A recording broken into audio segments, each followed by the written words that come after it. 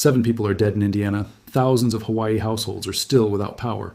And as of right now, neither disaster is finished.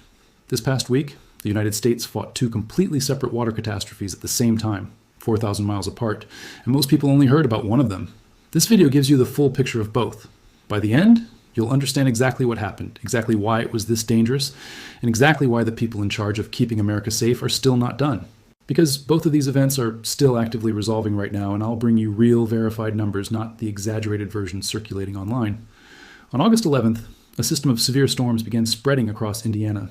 What followed over the next several days was a record-shattering deluge that redrew the map of what was considered physically possible in a Midwestern summer. The National Weather Service reported that parts of central Indiana received more than 11 inches of rain in roughly 48 hours.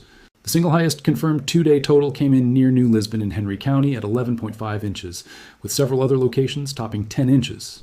Those numbers alone are serious, but raw rainfall totals don't tell you the full story. The full story is what happens when that rain falls on ground that's already completely saturated. Indiana had absorbed repeated rounds of heavy storms in the days leading up to August 11th. The soil wasn't just damp, it was full. There was nowhere left for the water to go. And this is the single most important physical idea behind everything that followed. When ground is saturated, the percentage of every additional inch of rainfall that actually soaks in collapses toward 0, and the percentage that runs off directly into the nearest river climbs toward 100%. So when those 11 inches fell, they didn't behave like ordinary rain. They behaved like water poured directly into the channel, with nowhere else to go. Flooding concentrated along the main stem of the White River, running from Hamilton County down into the northern suburbs of Indianapolis. Drone footage captured by NBC News showed floodwater swallowing entire streets in the Ravenswood neighborhood, submerging cars to their roofs, rising to front doors, while residents navigated their own streets in kayaks. That's not a flood. That's an inland sea appearing overnight inside a major American city. And then the White River did something nobody alive had seen it do before. At the Anderson Gauge Station, the river crested on Friday, August 14th at 2493 feet. The previous all-time record at that gauge was 23.6 feet, set in 1913, and it had stood for 113 years. Friday's crest beat it by more than a foot. Upstream at Noblesville, about 15 miles north of Indianapolis, the river broke its own 1913 record too, reaching roughly 24.6 feet against an old record of 23.8. Here's what makes this genuinely extraordinary, not just as a headline number. The 1913 flood that held that record for over a century wasn't a summer rain event. The Great Flood of 1913 was a spring disaster, driven by a combination of snowmelt and heavy rain in late March, 6 to 8 inches falling on top of a snowpack already melting into ground that was still partially frozen in places. That's an enormous hydrological load, one of the worst combinations meteorology can produce, and it killed an estimated 100 to 200 people in Indiana alone, part of a broader Midwest disaster that claimed more than 650 lives and remains one of the deadliest floods in American history. It became the benchmark every subsequent Indiana flood was measured against for over a century. The August 2026 flood beat it with rainfall alone. No snowpack, no frozen ground, no spring melt already sitting in the channel before the rain even started.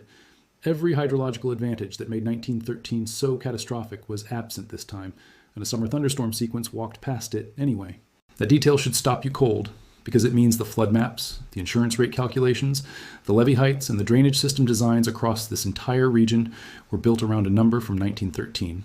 On Friday, that number stopped being the ceiling. The meteorology behind this isn't exotic, it's a stall. A frontal boundary set up across the Midwest and then stopped advancing. Warm, humid air pressing north from the Gulf of Mexico, balancing against cooler air holding to the north, essentially locking the front in place. At the same time, high pressure over the Gulf acted like a moisture conveyor belt, pumping warm, saturated air northward directly into that stationary boundary. Every disturbance riding the jet stream then fired a fresh round of thunderstorms along the same line, and because those cells tracked perpendicular to the boundary, they crossed the same counties again and again. Meteorologists call this training storm cells running down the same track like rail cars, each one dumping its full load on the exact patch of ground the last one just soaked. A single storm crossing a county in 40 minutes leaves a manageable mess. The same pattern regenerating over the same county for 2 straight days leaves a catastrophe. The intensity of any individual cell never has to be unusual for this to happen. Only the geometry has to go wrong, and the geometry is set entirely by whether the boundary is moving. The 1913 flood had the same failure mode, a stalled system, 113 years apart, hitting Indiana through the exact same atmospheric mechanism. Now the human cost. As of the most recent count, at least 7 people have died in the flooding and storms across Indiana. with 2 deaths in Delaware County and 1 each in Jennings Lake, Porter, and LaPorte counties. Among the victims was 18-year-old Matthew Morey, an incoming Purdue University freshman who entered the Mississinaua River with 3 friends on Wednesday as the flooding was beginning. His body was recovered by the Delaware County Sheriff's Office 2 days later. The Sheriff's Office said there are no words that can ease the pain of losing a child. A 4-year-old boy in Jennings County was killed when a tree crashed through the roof of his home during strong winds. Ordinary people in ordinary Indiana towns, killed by water and wind nobody had forecast, would reach this severity. Indianapolis first responders alone carried out roughly 50 water rescues in a single day, reaching 95 people and 45 pets. Around 400 residents of the Ravenswood neighborhood evacuated on their own. More than 350 evacuations were reported in Delaware County. A senior mobile home community in Tipton County was fully evacuated, and rescue and welfare checks continued in Fayette County. Indianapolis Mayor Joe Hogsett called it the city's worst flooding in more than 3 decades. The governor of Indiana declared a statewide disaster emergency and requested federal aid. President Trump approved an emergency declaration for the state, and FEMA confirmed federal disaster assistance was available. But here's a distinction that matters enormously. An emergency declaration and a major disaster declaration are not the same thing. An emergency declaration is the faster, smaller instrument, freeing up to $5 million in federal resources for immediate response, moving people, moving equipment, keeping the operation running while water is still up. That's a response budget, not a recovery or rebuilding budget for a river corridor that just set a 113-year record through the second largest metro area in the state. The larger instrument, a major disaster declaration, unlocks individual assistance for destroyed homes and public assistance for infrastructure repair, but reaching it requires joint preliminary damage assessments across every affected county, and those assessments were still underway as this video was written. Until those numbers come back, $5 million is what's on the table against a flood that just rewrote the historical record. The flooding threat didn't stay in Indiana either. Heavy rain spread the problem eastward, with firefighters in Perry County, Ohio, making more than 50 water rescues in a single overnight stretch, and the threat extending into West Virginia and Kentucky. What started as an Indiana story became a regional one. Now let's go 4,000 miles west to a completely different disaster, with a completely different cause and exactly the same result. Lala strengthened from a tropical storm into a Category 1 hurricane on Saturday, August 15th, as it approached Hawaii's Big Island, with maximum sustained winds near 75 miles per hour. The National Hurricane Center used the phrase, life-threatening conditions ahead of its closest approach.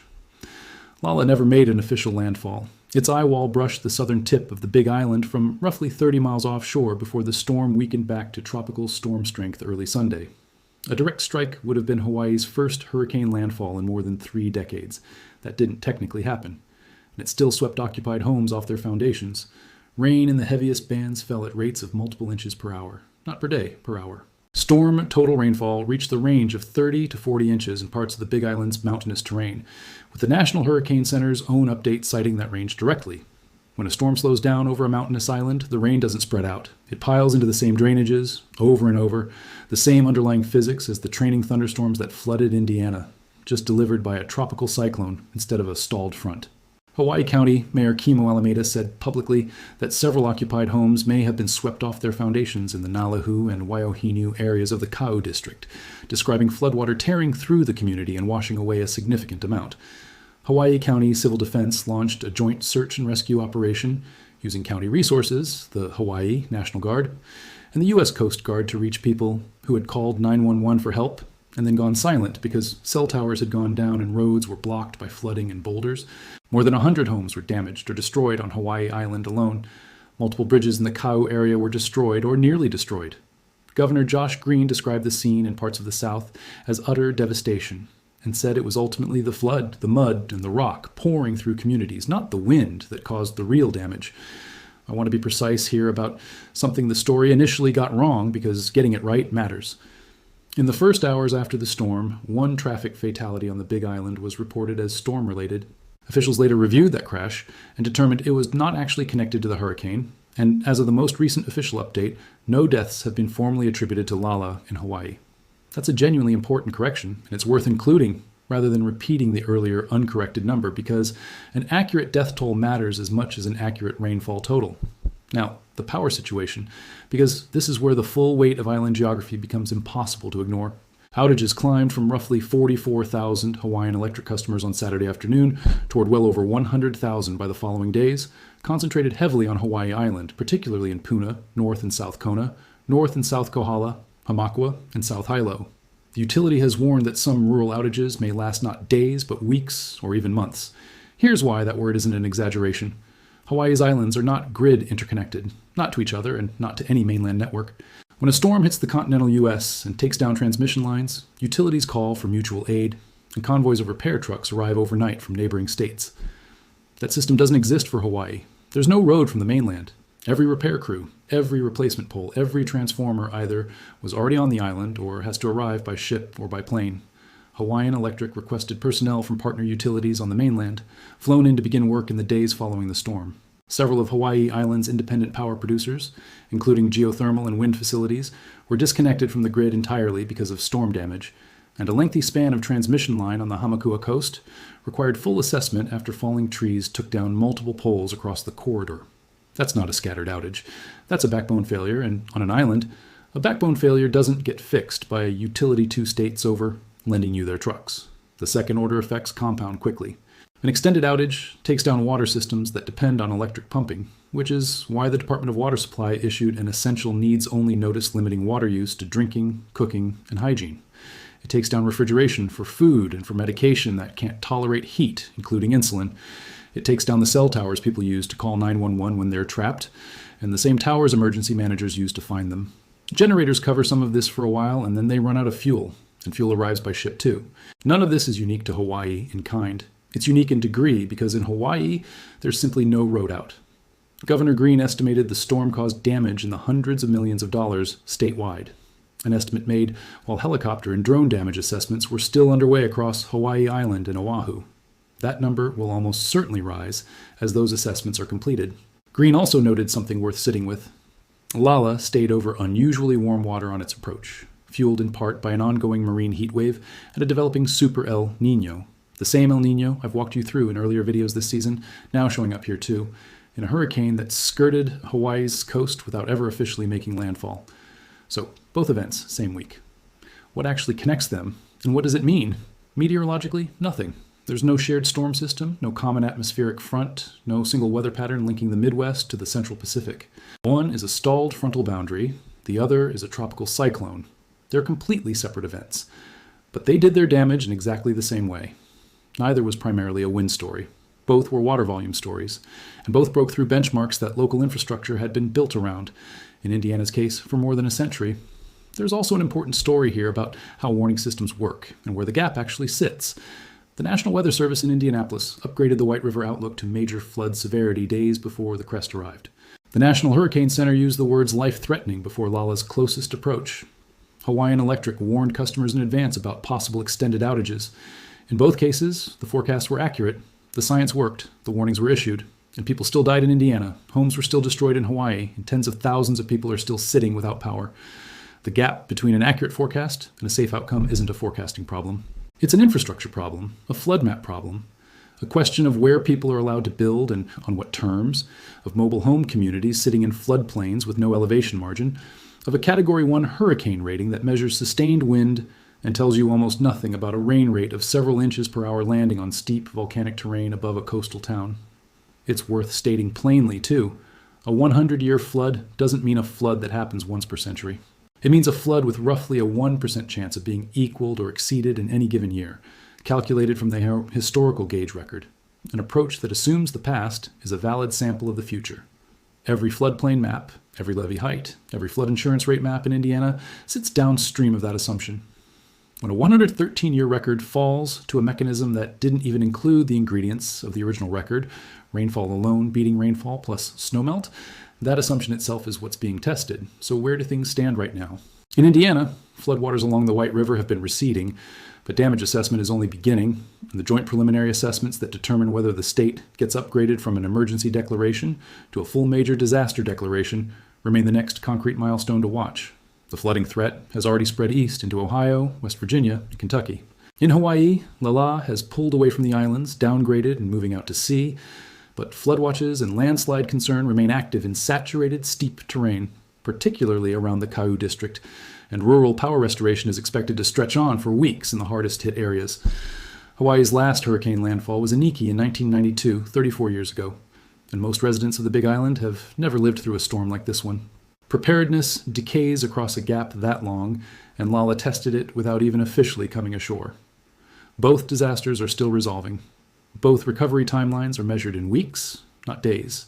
Both broke through numbers that were supposed to hold, and in both places, people are waking up to the reality that the assumptions their communities were built around, the ceiling on how high the water was supposed to go, turned out to be wrong. We'll keep tracking both of these, the Indiana damage assessments and whether that declaration gets upgraded, and the power restoration timeline across the Big Island. Subscribe to Nemora Proof so you're here as both of these stories continue, because neither one is finished yet.